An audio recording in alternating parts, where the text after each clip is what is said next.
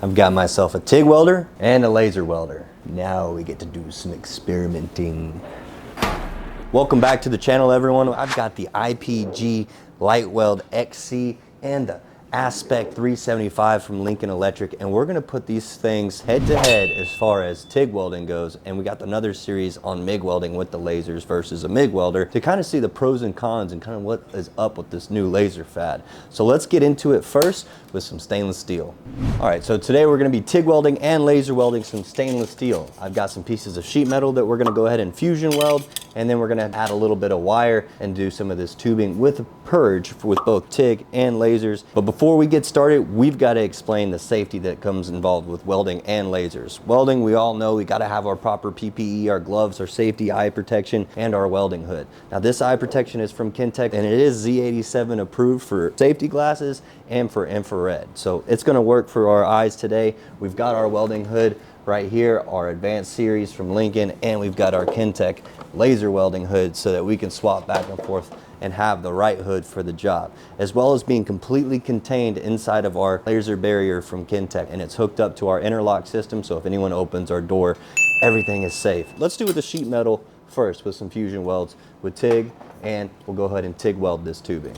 We got this beautiful Aspect 375 here, man. The Weld.com lab just has all the goodies. We've got this set up. We're running the high frequency start on it. We've got our foot pedal set up to it as far as the remote goes, and we're running just straight amperage as far as DC negative. We're probably gonna run somewhere around 60 amps as far as welding this sheet metal and this tubing. That might be a little bit too much, might be not enough. The goal is to get full penetration with both processes and see how the purge works out.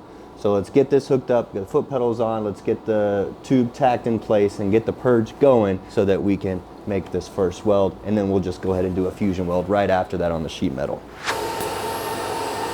To get our 2-inch tubing set up to weld, I've tacked it to this piece of Schedule 42-inch with a little piece on the backside so I can run a hose to it. We're gonna tape up all the openings, every single opening that there is.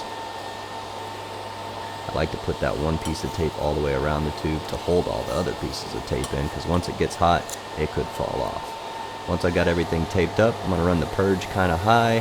Got it run through the back side of this pipe here, poke some holes to relieve the pressure and also displace all the oxygen. Once those are in, we can turn down our purge so that we can just maintain things. Use the back side of my hand just to make sure it's running. We're good to go. Now I would say I'm more of a heavy-handed welder, so I am going to try to get full pin on this, and I'm not using a whole lot of filler other than to kind of satisfy that puddle. And it's likely that I'm going to have to wait, rotate to get that weld in. I think I'm going to have to even let that weld sink in a little bit more, really get down on that foot pedal. But I'm trying to keep this uniformity not to look too terrible. I need it to punch through that tube, so I hope we're getting it. Back off, post flow, rotate my purge stump here. Only trying to weld a little bit at a time, maybe like 3/4 of an inch. But I kind of want to see a little swirly in that puddle. I want to see a little bit of sink. I hope I'm getting it. I don't weld this thin stuff very often, but I am curious to see the learning curve on that laser on something round. Rotate the purge stump. I could probably play with a lot more of this Aspect settings as far as, like, you know, I could be using a sine wave or a square wave pulse to really kind of make sure that I have maybe a little bit more control. That machine's got all those cool capabilities, but I'm just trying to keep like a constant on the last little bit of this weld here. We've completed our TIG weld for the stainless on the tube. We're gonna let this cool off and go ahead, while we got the TIG set up, go ahead and fusion weld these two pieces of stainless with no filler metal so we can compare that too. I did adjust the machine. I turned the pulse on. We went to 2 pulses per second. We changed the peak in the background so that we can get pretty punchy with it. I'm trying to get that complete joint penetration. while we're doing this autogenous TIG weld, because we're going to do the same weld with the laser and kind of compare. Boom, boom, boom, boom, punch, punch, punch, punch, punch, punch, punch, punch. Ooh, too punchy. Got a little too punchy towards the end. You know, controlling that heat is pretty crucial on that foot pedal towards that end on thin stuff. And you can see that we got that complete joint penetration. There's no sugar on the back either because we pressed it up against that table, but that weld's on there. I will say that the whole front and back of it blowing out, we got to be a little bit more mindful of that while we're TIG welding. Cut this little weld out and we'll see what it looks like.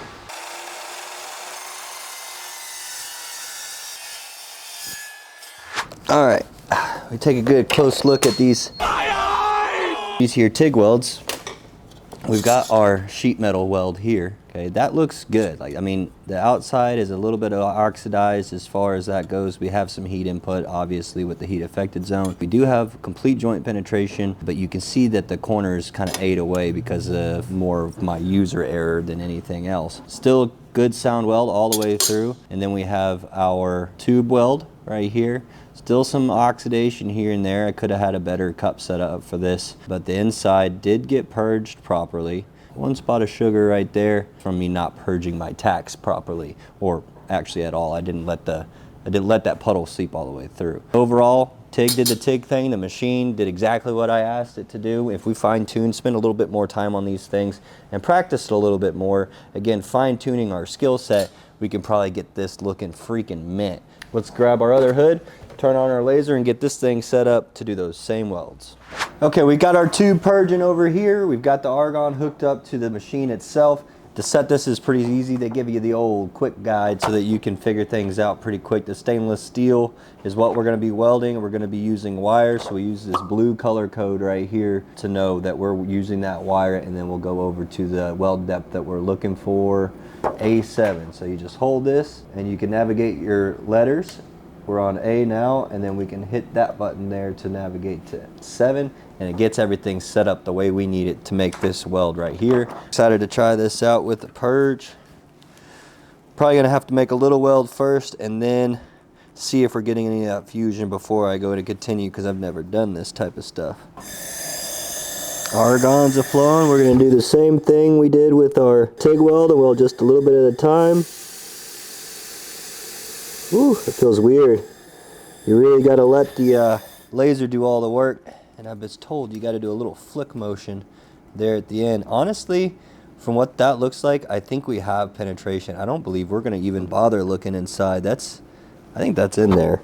This is really weird to hold, I'm not going to lie. And it's a weird feeling. Oop, there's a hole. Tricky, tricky. I don't know if we could fix that. We're going to try. I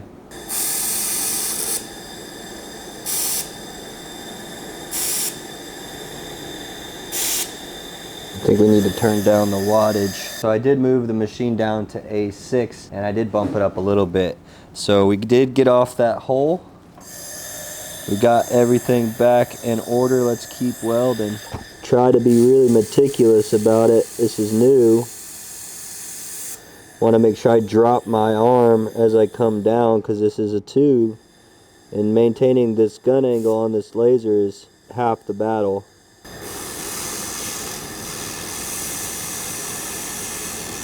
Whew. Hey, you get parallel with that sucker, it'll go right through it. Drop that elbow, drop that elbow. Getting better at it. Drop that elbow. Need to try to flick out of it. Got just a little bit left. Oh, got Squirrely Joe on that last part. Got some cold wire. I'm gonna turn around this way, see if I can get rid of that cold wire running the other way. That's gonna take some time to get used to. Interested to see what the inside of that looks like. Let's set up to do this sheet metal weld first before we go and cutting and looking at stuff. All right, got the machine. I swapped it back over to A7 because I feel like this material might be I think honestly we're gonna just pound this material, and it's gonna penetrate. This ain't nothing. You really gotta put a lot of trust in the laser and let it push itself. And that's kind of the travel speed you run. But that was lickety freaking splitty, dude. Oh crap. Oh crap. I'd say that got freaking fusion, son. Oh my God. Oh my Atlanta. I need a pry bar.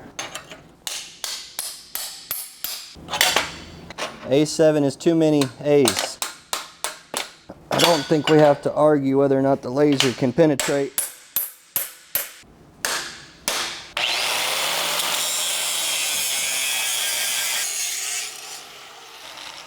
I wish I could see the weld. I don't think we had to worry about penetration though.